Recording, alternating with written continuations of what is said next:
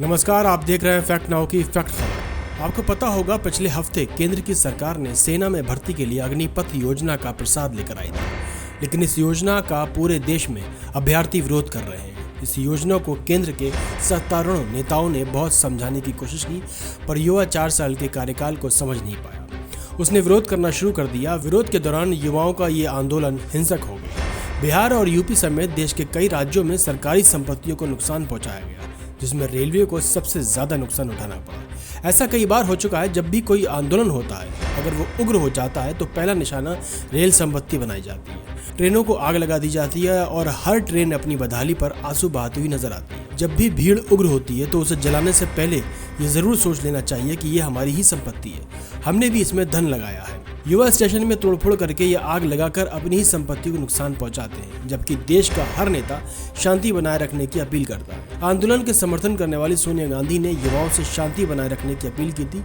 Railway की तरफ से दी हुई जानकारी के मुताबिक ईस्ट सेंट्रल रेलवे जोन के अंतर्गत ट्रेनों के 60 से ज्यादा कोच और 10 से ज्यादा इंजन को आग के हवाले किया जा चुका है।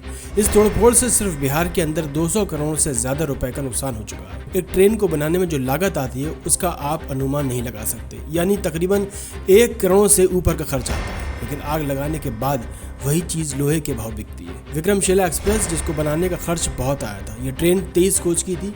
ऐसे में युवाओं द्वारा इसको जला के खाक बनाने में बहुत भारी नुकसान हुआ। लेकिन सवाल ये उठता है, इस नुकसान का भरपाई कैसे हो?